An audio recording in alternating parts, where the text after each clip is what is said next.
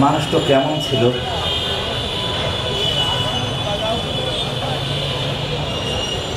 আজ কয়েকদিন থেকে আমাকে বিভিন্ন জায়গায় কত কী প্রশ্ন করা হয়, অনুষ্ঠানে যাওয়া হয়, কিন্তু এই বাচ্চারা যখন আমাকে বলল আমি কোথাও যেতে চাই না,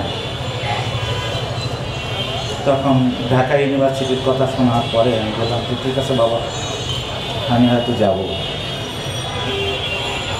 কেননা এখানে তার জানাজা হয়েছিল ঢাকা ইউনিভার্সিটি মসজিদে। ঢাকা ইউনিভার্সিটির শহীদ মিনারে তার শেষ সবাই তার শ্রদ্ধা জানিয়েছে। এই ঢাকা ইউনিভার্সিটিতে কতবার তিনি গান গাইতে এসছেন, সেখানে আমি যদি না আসি সেটা তার আত্মা কষ্ট পাবে, এই কারণে আজকে আমার এখানে আসা। ফরিদা পারভীন সম্পর্কে আমি শুধু একটি কথাই বলবো, একটা মানুষ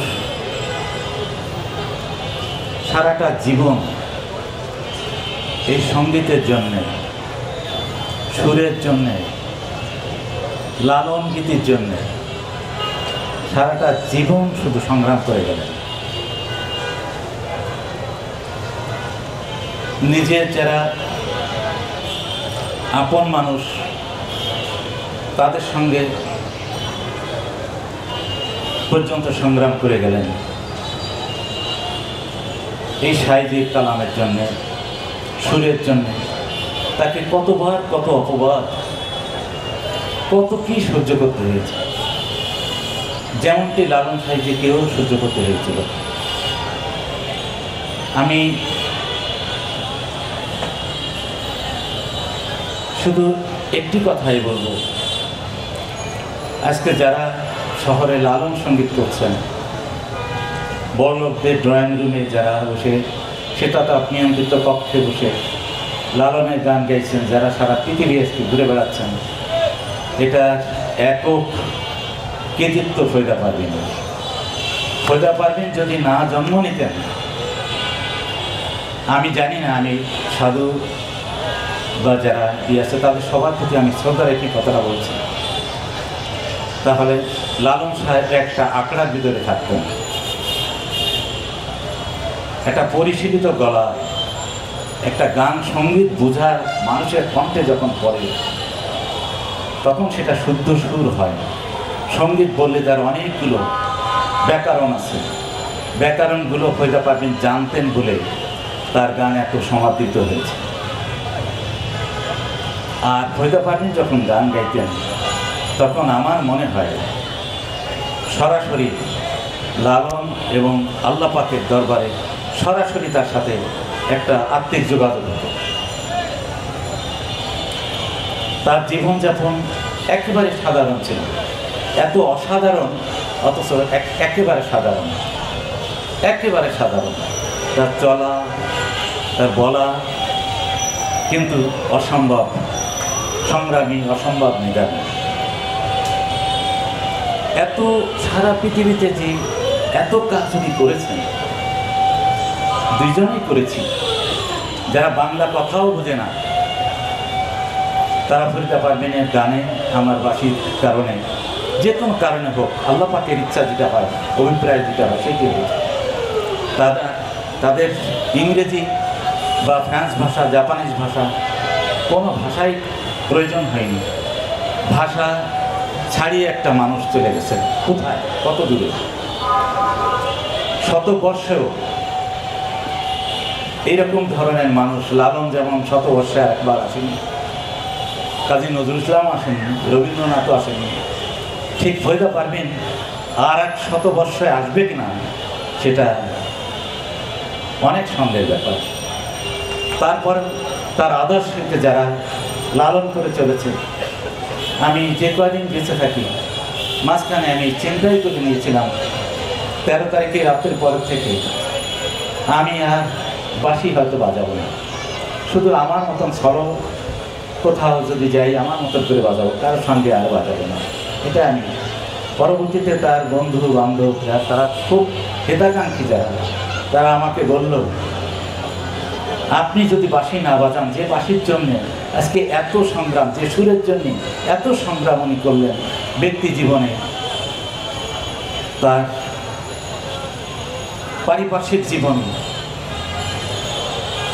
এত এত অপবাদ, এত কিছু করলেন, সব কিছু শুনলেন, সহ্য করলেন, যে সুরের কারণে সব ছাড়লেন উনি, সেই সুর আপনি ছেড়ে দিলে তাই তো উনি পরাজিত হয়ে যাবেন, আপনি পরাজিত হবেন। যার কারণে কোনো এক মানুষ, দুই তিনজন মানুষ প্রত্যেক দিন সকালবেলা উঠে আমাকে বলে, তুমি কি আজকে চ্যানেল আইতে সকালে যাচ্ছ, গুছাইছো, রেডি হয়েছ? আমি মনকে আবার করলাম, কথাটা তারা ঠিকই বলেছে, দেখি আবার শুরু করি নতুন করে।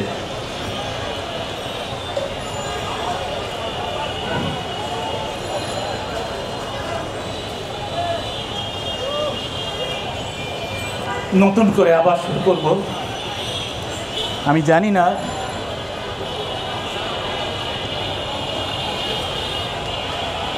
আপনারা সবাই তার জন্য দোয়া করবেন, আল্লাহ পাক যেন তাকে বেহেশতের সর্বোচ্চ স্থানে তাকে অধিষ্ঠিত করেন। একজন সুফি সাধক বলেছিলেন, ফরিদাকে সবাই মা বলে ডাকতো, আমাকে বাবা বলে ডাকতো সবাই, ম্যাক্সিমাম মানুষ, আমাদের দেশে আর্টিস্টও আছে। একজন সুফি সাধক, সে বলছেন, মা লালন ফকির বেহেশতের দরজায় গেটের সামনে দাঁড়ায় থাকবে যে কখন আমার ফরিদা আসবে।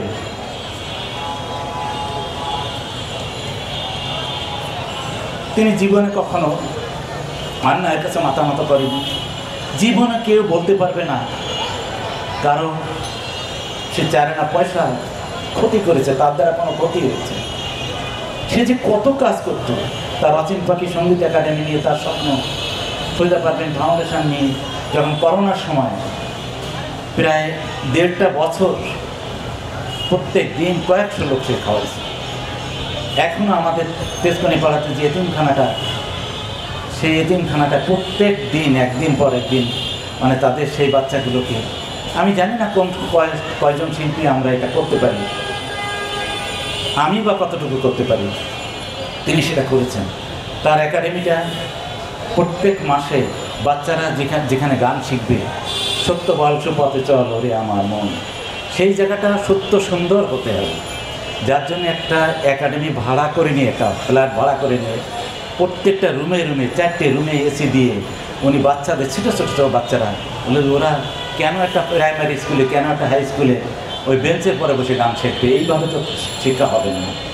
অচিন পাখির বাচ্চারা সুন্দরভাবে গান শিখবে, গুরু পরম্পরায় যেভাবে শেখে উনি সেটা।